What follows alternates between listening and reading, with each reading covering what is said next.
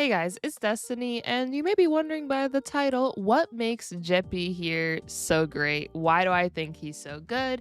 In today's video, we're going to be going over that since I personally think Gepard is by far one of the best survivability characters in the game and can be an amazing asset to have on any team comp. So to begin, I wanted to go over the basics of Gepard. What does he have in his kit that allows him to be so great? And in what scenarios and situations is he really good in? So first off, let's go over his skill. His skill is by far one of the more important things as well as his ultimate and his technique. So Gepard's skill allows him to do ice damage to a single enemy, but the real cool thing that Gepard has is that he's able to have a 65 base chance to freeze the enemy. Base chance is basically where you apply debuffs to a target's hit, and the final probability is affected by the attacker's effect hit rate and the enemy's target's effect resistance. This is really important, and I'm about to get into why, but also Gepard is able to basically, since he freezes them, the enemy won't be able to take an action, and their action will be moved down in the turn order. So this is really good because if you can just keep freezing your enemy, they will take forever to be able to move again. Also, there will be a bit of DOT since they are frozen, so they do take a bit of ice damage. So now, going back to this base chance. This is really important because there is likely a way to build Gepard in order to have a 100% freeze rate. Now, I'm not 100% sure on how much effect hit rate you would need. I would assume a decent amount. A kind of cheap way to do this, though, is his first Eidolon, because his first Eidolon increases that 65 by another 35% chance. So basically now it's at 100, so whatever the enemy's effect resistance is would go against that 100%. If for whatever reason they don't have any effect resistance, then in theory they should be frozen no matter what if you had that E1. But of course, not many of us will have E1, so what I would recommend is just when you do build Gepard, definitely keep in mind this effect hit rate because you want him to be able to freeze enemies as much as he can. 65% is already pretty good in my opinion. I've been able to freeze enemies numerous times, but if you're able to get that effect hit rate even further, that's awesome because now you're just freezing everyone with Serval's guitar, and who wouldn't want that? Another cool thing about Gepard is his technique. His technique allows him to apply a shield to all allies, absorbing damage equal to 24% of Gepard's defense plus 150 for 2 turns.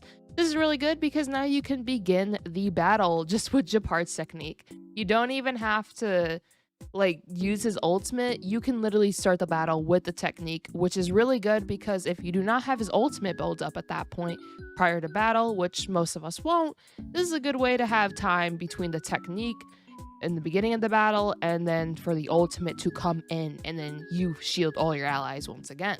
Now the ultimate, one of the most important things of Gepard's kit, applies a shield to all allies, which is really good since he's able to do this, absorbing damage equal to 33% of his defense plus 307 for 3 turns. This is really good because what this means is that I know my Gepard's defense is kind of gross, but you want to build a bunch of defense on Gepard, you want to build a bunch of effect hit rate, and you also want to build energy regeneration. The reason why you want these 3 main stats the most is because his defense matters a lot for being able to have the beefiest shields there are. It's like if you went from a Little McChicken to like a Big Mac. That defense will make your shield meatier and beefier. Okay, this is kind of getting a little gross, so I'm gonna stop with the meat analogies. But the point is that you can make a really, really strong shield that basically will take enemies forever to break through.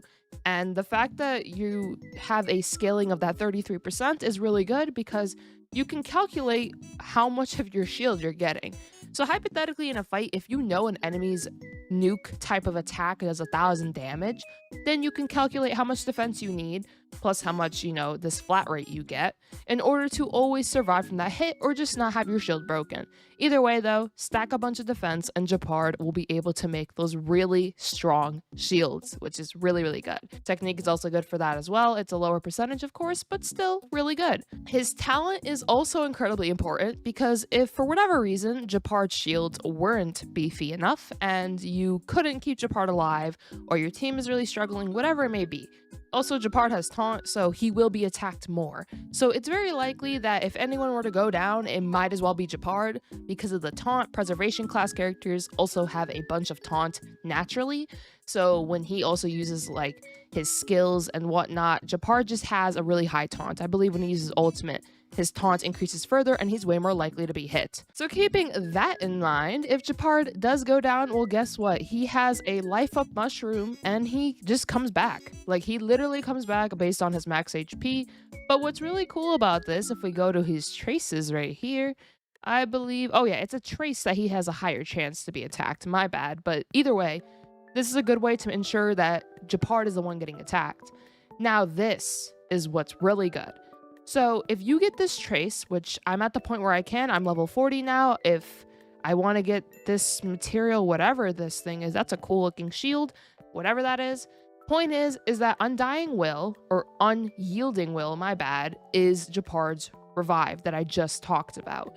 When this is triggered, Gepard's energy goes to 100%. What this means is Gepard gets his life up mushroom, and he's also able to literally shield himself immediately. So he's not going to immediately go back down. Assuming that the enemy goes twice hypothetically, well, it doesn't really matter because Gepard can basically get that revive. Let's say the first hit takes down Gepard. He's able to revive. In between that, you can click his ultimate and now he has his shield back. And if you build a bunch of defense on him, he's definitely not going to have his shield like basically obliterated immediately. So then Gepard just stays on the field even longer.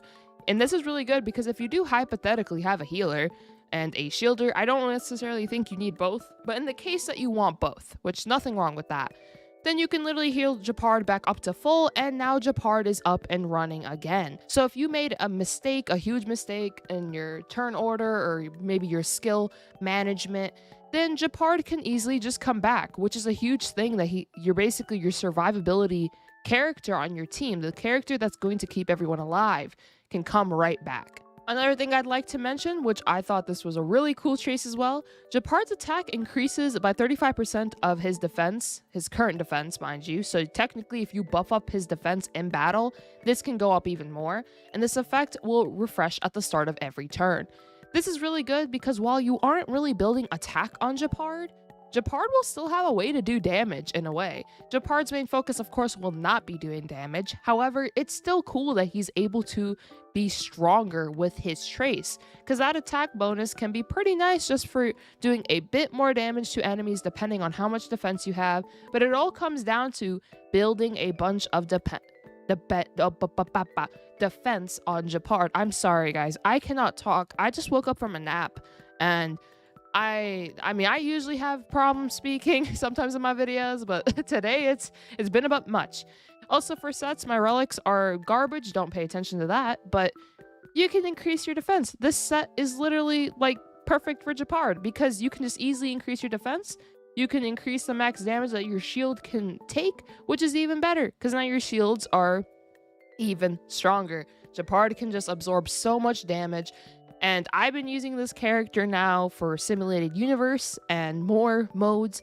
He's so good, guys. Like, if you have a Gepard, build him up. You will not regret it. He's also really good at skill point management, which I'm not too sure how many people have spoken about that. But when you compare it to a character like March 7th, you may be wondering, okay, why would I use Gepard over March 7th?